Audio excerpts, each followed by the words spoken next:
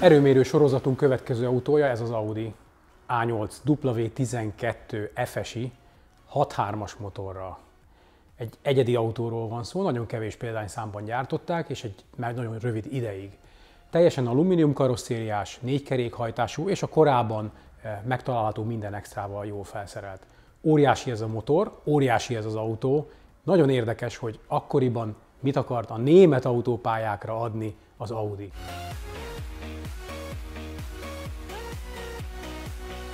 Milyen is ez a W motor? Nagyjából arról van szó, hogy két VR6-os blokk van összeforgatva, és a két V szárból ki lehet akár olvasni kis jó indulattal a W elrendezést.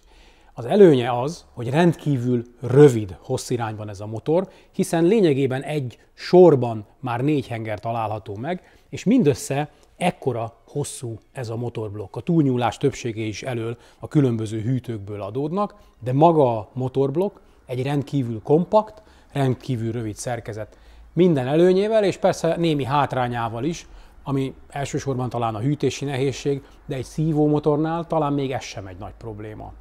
A 6300 köbcentis lökettérfogat komoly nyomatékot eredményez. Hosszú áttételei vannak, ez nagyjából úgy érzékeltethető, hogy 3000-es fordulaton lehet 200-zal menni az autóval.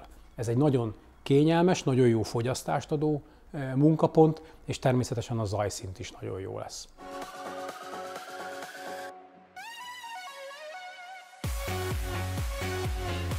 Furcsa lehet, hogy miért TDI egy benzines autónak a rendszáma, és én is ezzel kérdezném, Ádám, miért TDI a rendszám? Nos, a 404 megadja a választ. Én korábban foglalkoztam informatikával is, és ez egy vicc. Tehát TDI nem található. Hogy esett a választásod erre az autóra? Kikötöttem, hogy keresek egy lehetőleg szívóbenzines autót, ami automata és összkerekes. Nem sok maradt. Azért kisebb köbcentis 4 kerékhajtású szívóbenzines autók is vannak a világon. Vannak.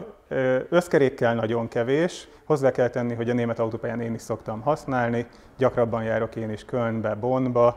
Tehát kellett valami, ami jobban bírja a tempót. Ha ezt naponta használod, biztos van tapasztalatod, hogy mondjuk egy ilyen budapesti forgalomban, illetve a másik, ami tipikusan egy ilyen elutazol 1000 kilométerre Németországba, milyen fogyasztással lehet számolni ennél? Városban azt mondom, hogy 16 fél teljesen barátságos, hogyha beáll a Hungária, akkor ez 20-22-ig télen fel tud araszolni. Magyarországon autópályán, amit nekem sikerült elérnem, az 9,3 volt az alja, de jellemzően 10-11, német autópályán jellemzően 12-13, de hogyha az ember a német autópályán egy kényelmes 200-210-et autózik, akkor gyakorlatilag egy dízelautó sem fogyaszt jellemzően kevesebbet, mármint ebben a méretben. Tájékozódtál arról, hogy esetleg van-e ennek valami típus hibája, vagy bármi betegsége? Ugye az FSI motorok azok talán egyen jobbak, mint a TFSI-k.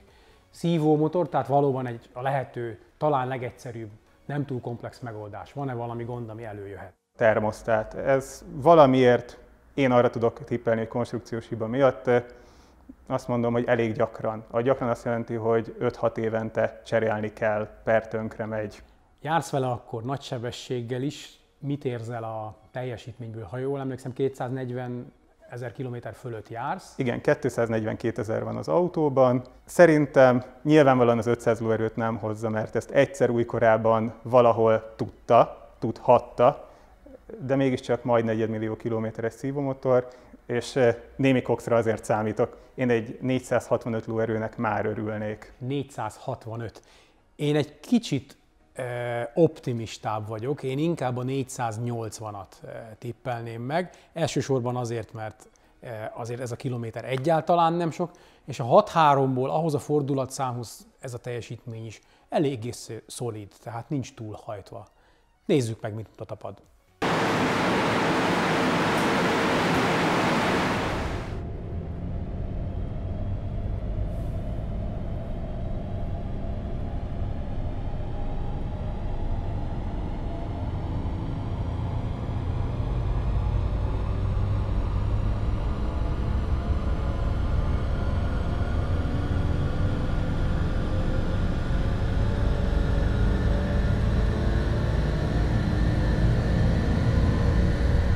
Hogy néz ez ki? Ugye egy automata váltóról van szó, talán itt a kezdeti púpot, ha nem vesszük figyelembe, akkor látjuk ezeket a görbéket, az egyik görbe szinte, a másik a nyomaték meg lényegében egyenes. Azt lehet mondani, hogy 2000-től olyan 5600-as fordulatig megvan az 500 Nm, sőt még egy picit több is. A teljesítmény maximumunk az pedig 441 lóerő. Nem hozza a gyári értéket, de azt hiszem, hogy ezzel sem lehet nagy panasz Magyarország útjain 441 lóerővel. A nyomatékban, ahogy említettem, az az érdekes, hogy nagyon hosszú ideig egyenlő, ha ezt megszorozzuk a fordulatszámmal, akkor egy állandóan egyenesen emelkedő teljesítmény görbét kapunk, ami pontosan látszik is az ábrán. Ez azt jelenti, hogy folyamatosan növekvő teljesítményünk van, és azt érzi, hogy még mindig menne, és azt is igen látszik, hogy a 6500-as teljesítmény csúcs, az körülbelül hozza is a gyárit. Kíváncsi vagyok arra, hogy mit gondol erről a tulajdonos. Igazából mindenki látja az arcomon, hogy annyira nem vagyok boldog. Én is többre számítottam, te is többre számítottál. Azért az elején megkérdeztem, és nem hiányzik ez a teljesítmény különbség. Tehát akkor végül is ezzel teljesen jól el lehet élni? Valójában igen, ez csak számháború. Köszönjük szépen, hogy elhoztad ezt a gyönyörű autót. Nem mentünk bele, de hát a belső tér is egy álom, a képeken majd látni fogjátok, egy igazi utazóautó minden kényelemmel, nem csak az első sorban, hanem az utasoknak szánt hátsó sorban is. Szóval egy parádés autó, és hát ezzel a 440 lóerővel is jót lehet. Köszönöm a lehetőséget. Köszönjük szépen.